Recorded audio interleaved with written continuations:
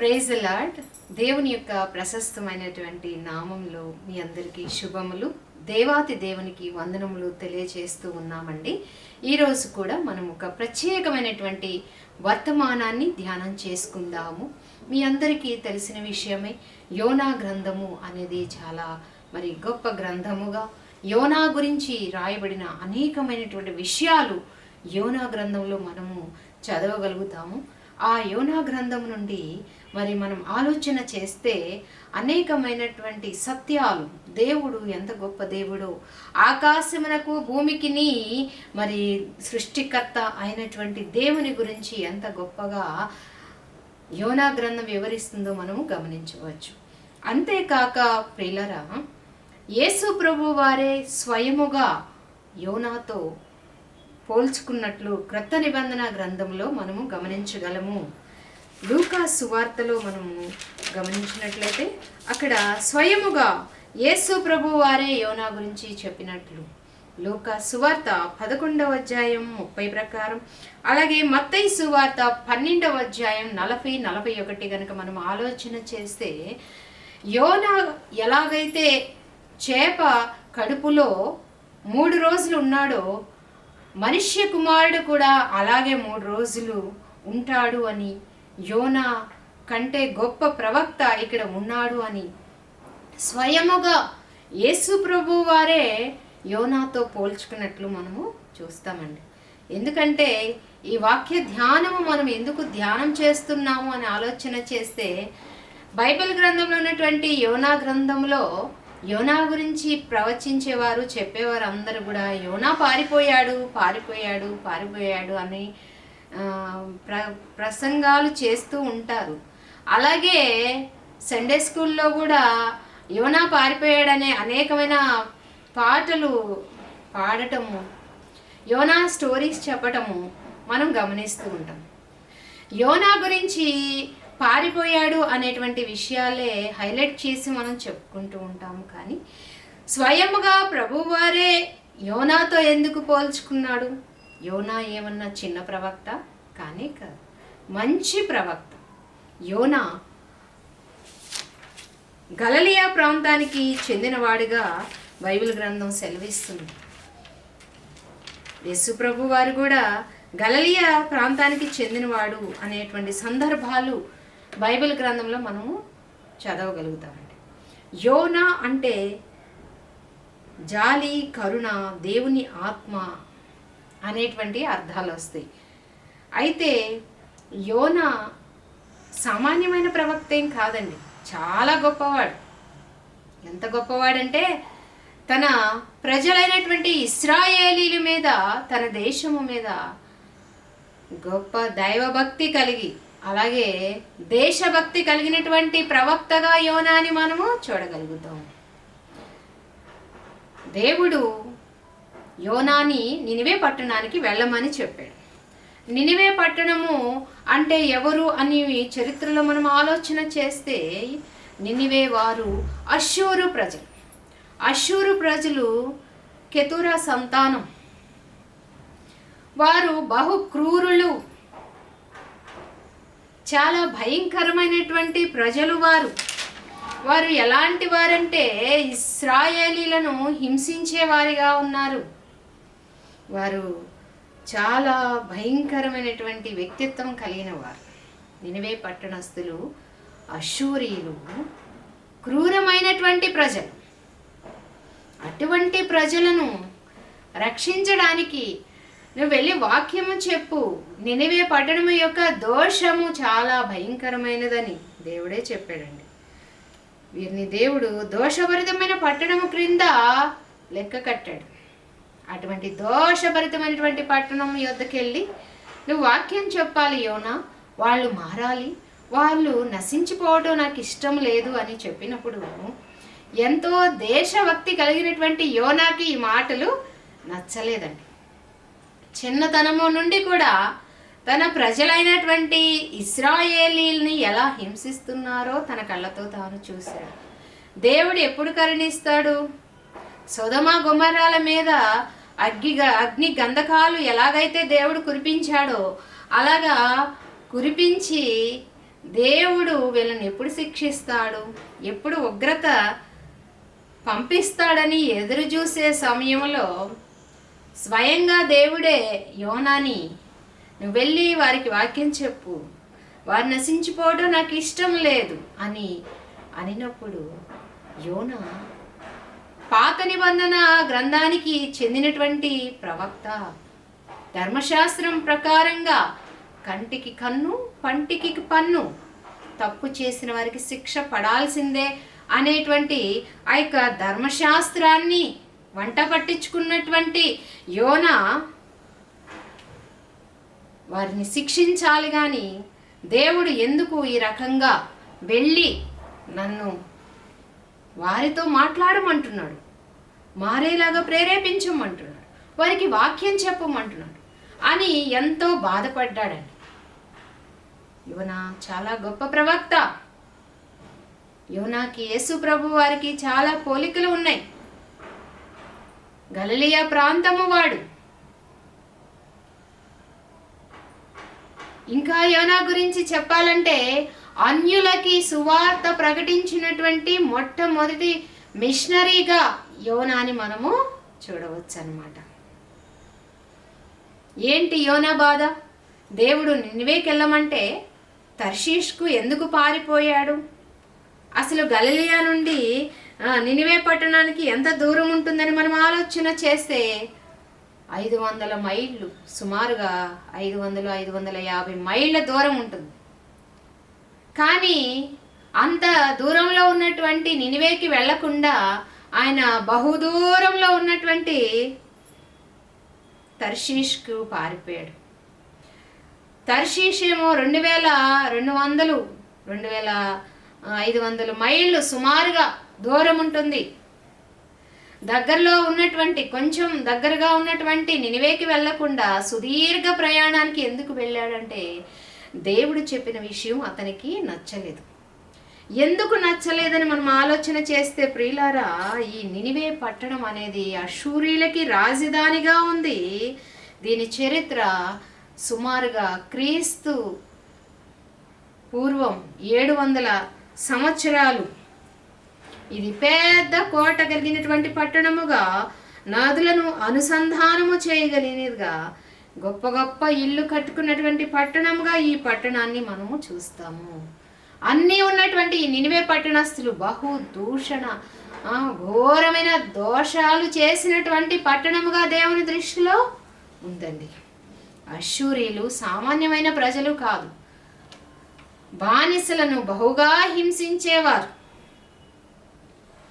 ఇంకా ఈ అష్షూరీలు మిలిటరీ ఫోర్స్ని, అంటే సొంత సైన్యాన్ని ఎక్కువగా నమ్ముకుంటారు, కానీ దేవునిని నమ్ముకునేటువంటి వారు కాదు వీరు. దేవుని శక్తి కంటే మిలిటరీ ఫోర్స్ని ఎక్కువగా నమ్ముకునేటువంటి వారిగా వీరు కనపడతారు. ఇంకా యుద్ధంలో దొరికినటువంటి ఈ సైనికులని మోకాళ్ళతోటి గోడకి అతికిచ్చి వాళ్ళ చర్మాలను బహు క్రూరముగా బ్రతికుండగానే, వారిలో ప్రాణం ఉండగానే మాంసం నుండి శరీరాన్ని, ఆ యొక్క చర్మాన్ని వేరు చేసేవారుగా ఉన్నారండి. అంత క్రూరులు. ఇశ్రాయేలు యవనస్తులను, ఆడవారు కావచ్చు మగవారు కావచ్చు, అందరినీ హింసించేటువంటి వారిగా ఉన్నారు వీరు. క్రూరమైన మనస్తత్వాలు, మనిషి బ్రతికుండగానే వారి యొక్క శరీరాల నుండి చర్మాన్ని వేరు చేసేటువంటి గుణము కలిగిన వారిగా ఉన్నారు. ఇలాగా ఉన్నటువంటి వీరి మీద ఎంతో దేశభక్తి కలిగినటువంటి యోనా ద్వేషాన్ని పెంచుకున్నాడు. అయ్యో, మా ప్రజలను చిత్రహింసలు పెడుతున్నారు, దగ్గరగా పుట్టిన దగ్గర నుండి నేను చూస్తున్నాను, ఇటువంటి వాళ్ళకెళ్ళి వాక్యం చెప్పమంటాడేంటి దేవుడు? వీళ్ళని మార్చమంటాడేంటి? వాళ్ళు చేసినటువంటి పాపాలకి వారు నశించిపోవాలి కదా, ఎలా ఇది సాధ్యము? నా వల్ల కావట్లేదని పారిపోతాడండి. కానీ దేవుని చిత్తం ఏంటంటే, ఏ మానవుడు కూడా మరి దుష్టుడు తన దుష్టత్వం చేత నశించిపోవటం దేవుని చిత్తము కాదు. కానీ తన దేవుని యొద్దకు వచ్చి మారు మనస్సు అనుభవం కలిగి ఉండటమే దేవుడికి ఇష్టం. ఇంత దుష్టులైనటువంటి వీరిని క్షమించటానికి సిద్ధంగా ఉన్నాడు దేవుడు. ఈనాడు నీవు నేను ఎంత ఘోర పాపులమైనప్పటికీ కూడా ఆయన క్షమించి హక్కును చేర్చుకోవడానికి సిద్ధంగా ఉన్నాడండి. కాబట్టి జనులైనటువంటి అష్షూరీలకి సువార్త మిషనరీగా, మొట్టమొదటి సువార్త మిషనరీగా యోనానే ఉన్నాడండి ఈ ప్రపంచంలో. నువ్వు వెళ్ళి అన్యులకి సువార్త ప్రకటించు అంటే, నా వల్ల కాదు ప్రభువా, నేను ఆ పని చేయలేను. ఎందుకు చేయలేవు అంటే, వాళ్ళు బహు ఘోరమైనటువంటి పాపులు. వాళ్ళు ఇలాంటి వారిని శిక్షించాలి, కానీ రక్షించటం ఏంటి? ఆయన ధర్మశాస్త్రాన్ని వంటబట్టించుకున్నవాడు కాబట్టి, పాపానికి శిక్ష అనేది నమ్మాడు కాబట్టి అలా ప్రవర్తించాడు యోనా. కానీ దేవుడికి వారు నశించిపోవటం ఎంత మాత్రమూ ఇష్టం లేదండి. వెళ్ళి యోనా అని చెప్పు. అయితే మరి ఈ స్టోరీ అంతా జరిగింది సుమారుగా BC 700 నుండి 780 వరకు ఉన్నటువంటి స్టోరీగా చరిత్రకారులు మనకి చెబుతారు. సుమారుగా ఆయన BC 750 టైంలో నినివేకి వెళ్ళాల్సింది.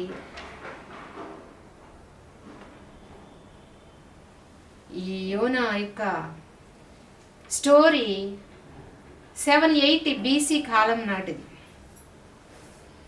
దేవుడు చెప్పాడు నినివే ఎల్లు అంటే, ఆయన 760 BC కాలంలో తర్షీష్కి పారిపోయాడు. తర్వాత 750 టైంలోకి నినివేకి వచ్చాడు. దేవుడు 3 రోజులు వెళ్ళి వాక్యం చెప్పని చెప్పాడు. కానీ ఈయన ఏం చేశాడు? ఒక్కరోజు వెళ్ళి చెప్పి దూరంగా వెళ్ళి పడుకొని, సొర చెట్టు కింద పడుకొని ఏం చేస్తున్నాడు? వాళ్ళ గతి ఏమవుతుందో, వారి పాపాలకు దేవుడు ఎటువంటి శిక్ష ఇవ్వబోతున్నాడో అనే విషయాన్ని దూరం నుండి గమనిస్తున్నాడండి. సొదొమ గొమొర్రాలో జరిగిన విధానంలో వారి మీద వచ్చి నిప్పు కణాలు పడతాయా, లేకపోతే వర్షాన్ని నీరుని పంపించి దేవుడు శిక్షిస్తాడనే ఉద్దేశంతో ఉన్నాడు. వారు రక్షించబడటం యోనాకి ఎంత మాత్రమూ ఇష్టము లేదు. ఎందుకంటే నినివే పట్టణపు వారి దోషాలు, అష్షూరీల దోషాలు అలాంటివి ఇలాంటివి కాదు. మనిషి బ్రతికుండగానే చర్మాన్ని వలిసేవారు, స్త్రీలను బానిసలను చిత్రహింసలు పెట్టేటువంటి మనస్తత్వం కలిగిన వారు. ఇది ఎంత ఎరిగినటువంటి యోనా వారి మీద ద్వేషం పెంచుకున్నాడు. వారి ద్వేషం పోయేటట్లు వారికి వెళ్ళి వాక్యం చెప్పు యోనా అంటే ఇష్టము కలగలేదండి.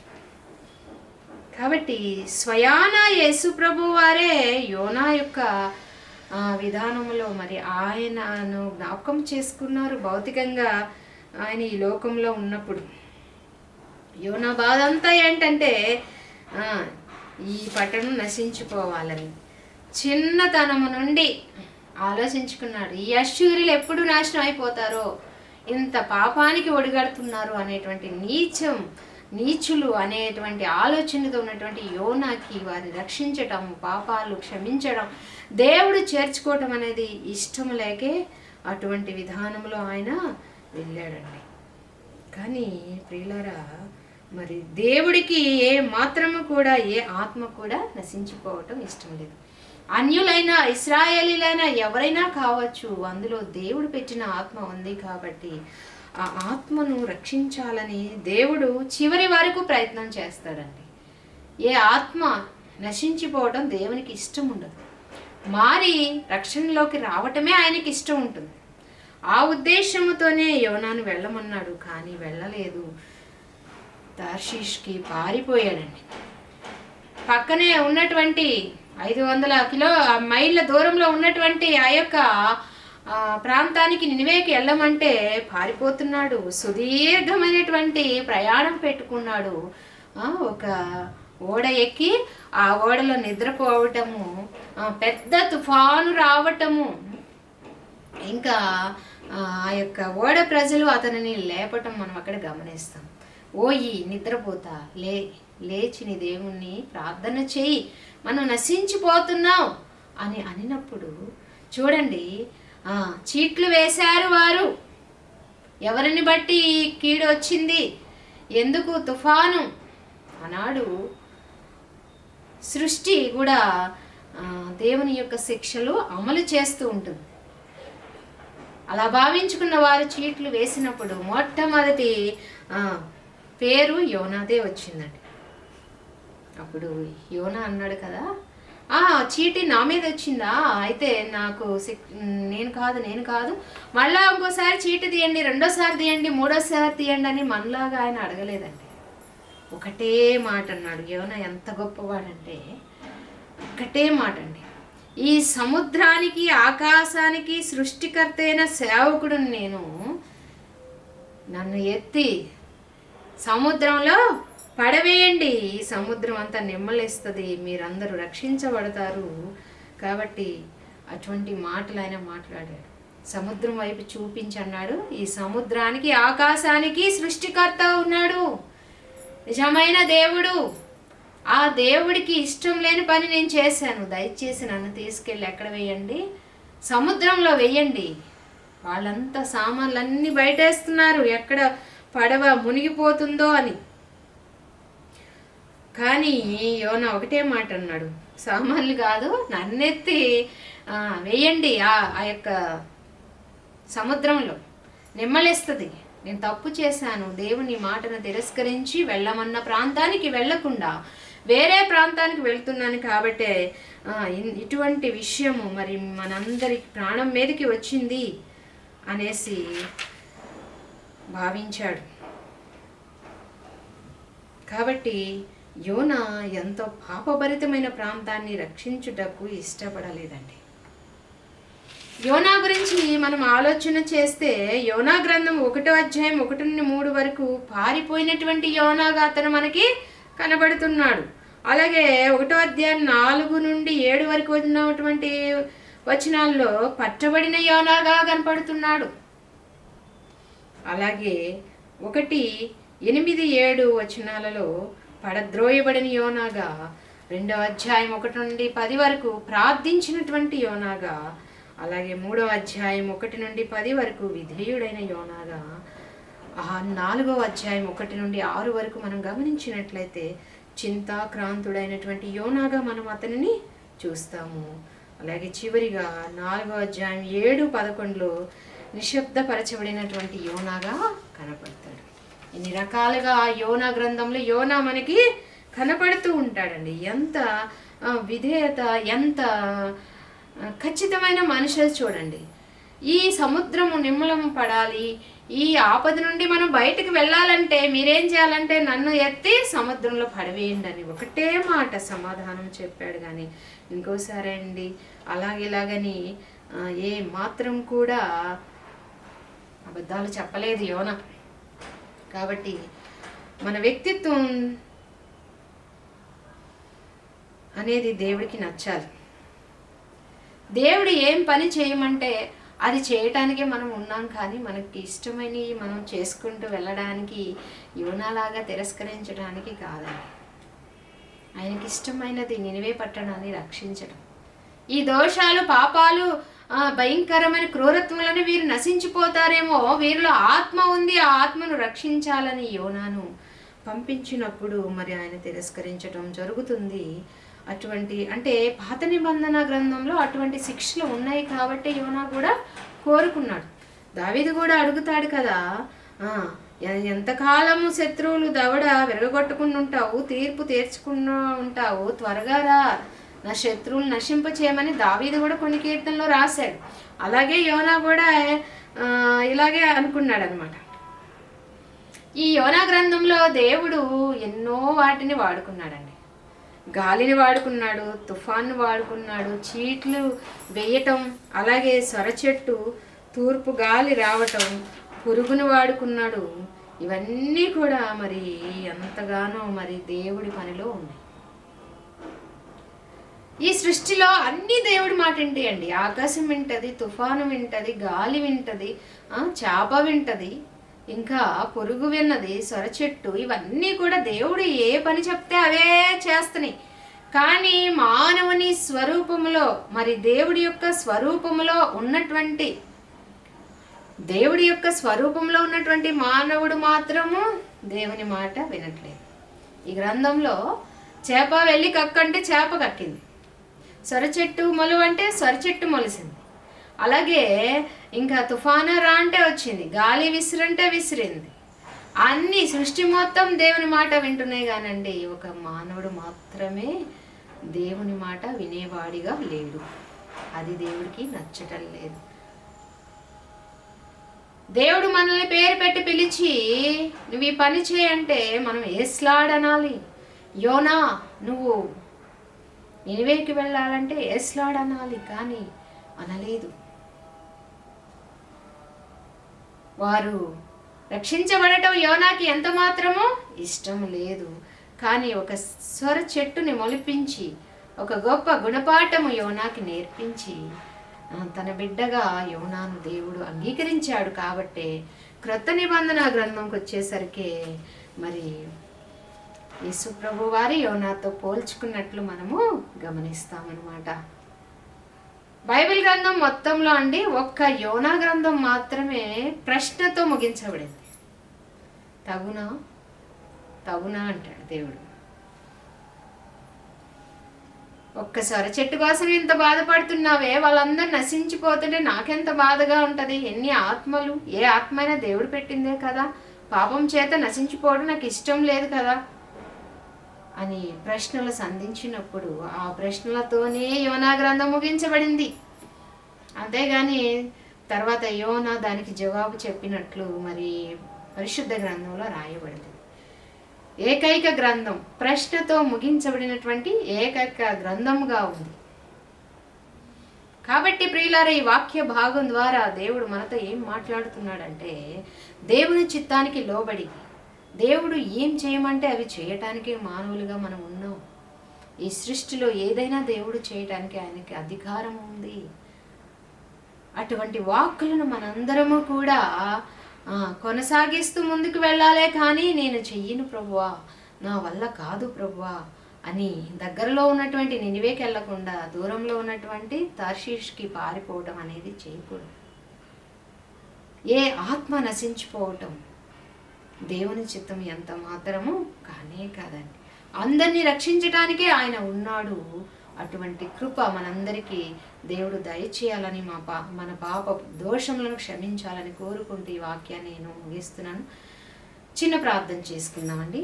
పరిశుద్ధుడా, గనుడా, స్తోత్రాలుడా, నీకు వందనాలు, స్తుతులు, స్తోత్రాలయ్యా. హిందరకు యోనా ద్వారా ఎటువంటి విధేయత నేర్చుకోవాలి అయ్యా, మీ చిత్తానికి మేము ఎలా లోబడాలి అనేటువంటి విషయాలు మీరు మాతో స్పష్టముగా మాట్లాడి ఉన్నారు అయ్యా. ఈ వాక్యము తిలకించి ఏ బిడ్డలోనైనా నాయనా అటువంటి అవిధేయత ఉండి మీకు లోబడే వారిగా కాక అయ్యా ఎదురు తిరిగేటువంటి బిడ్డలుగా నాయన మేము ఉన్నామో నా తండ్రి, అట్టి వారి అందరిని క్షమించి విధేయత కలిగిన సాత్వికమైనటువంటి మనస్సు ప్రతి ప్రేక్షకుడికి కూడా నాయన అందించమని, దీవించమని, ఈనాటి ఆశీర్వాదాలు వారికి ఉంచమని చిన్న ప్రార్థన యేసు నామమును బట్టి అడిగి వేడుకొని ప్రార్థన చేయుచున్నాము తండ్రి.